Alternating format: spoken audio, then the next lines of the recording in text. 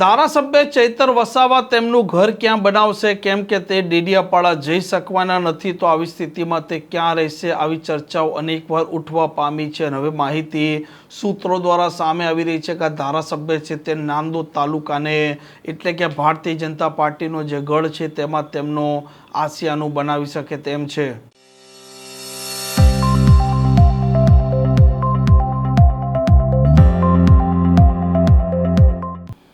નમસ્કાર, આપ જોઈ રહ્યા છો હોટલાઇન ન્યૂઝ અને હું છું આપની સાથે તોફિક ગાંચી। ધારાસભ્ય ચૈતર વસાવા હાલ આદિવાસી વિસ્તારોમાં ખૂબ ચર્ચામાં છે।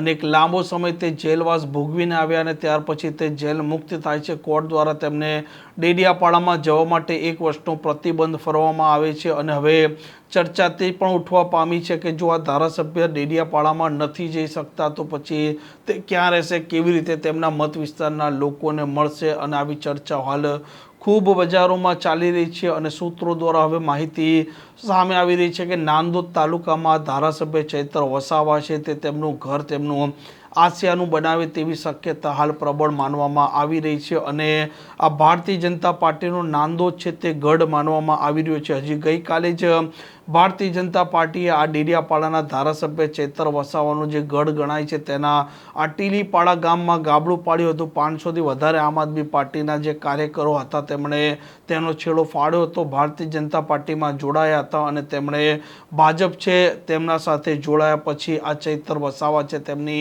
હાય હાય પણ બોલાવી હતી અને હવે આવનારા દિવસોમાં ધારાસભ્ય ચૈતર વસાવા ક્યાં રહેશે તે મામલે હજી સુધી સ્પષ્ટતા એટલે નથી થઈ કે ધારાસભ્ય સ્થાનિક જે પોલીસ સ્ટેશન છે ત્યાં લેખિતમાં કોઈ પણ પ્રકારની જાણ કરી નથી કે આવનારા દિવસોમાં તે ક્યાં રહેવાના છે। જો કે સૂત્રો દ્વારા માહિતી જે સામે આવી રહી છે તે મુજબ નાંદોદ તાલુકો છે તે ભારતીય જનતા પાર્ટીનો ગઢ છે। આ ગઢમાં આ ધારાસભ્ય પગ પેસારો કરે તેવી પ્રબળ શક્યતા છે, કેમ કે આવનારા દિવસોમાં તેમને પણ જો તેમનો પગ પેસારો થાય તો રાજકીય રીતે પણ તેનો ફાયદો થાય અને આ ભાજપના ગઢમાં અનેક ભાજપ અને આમ આદમી પાર્ટીના દિગ્ગજ નેતાઓ પણ વસવાટ કરી રહ્યા છે અને જો ધારાસભ્ય ચૈતર વસાવા અહીંયા વસવાટ કરે તો ભારતીય જનતા પાર્ટી છે તેમના માટે પણ આવનારા દિવસોમાં મુશ્કેલીઓ ઊભી થાય તો પણ નવાઈ નહીં। આ પ્રકારના સમાચાર પ્રકારના અહેવાલ માટે હોટલાઇન ન્યૂઝને ચેનલ જોવાનું ને સબસ્ક્રાઇબ કરવાનું ભૂલતા નહીં। નમસ્કાર।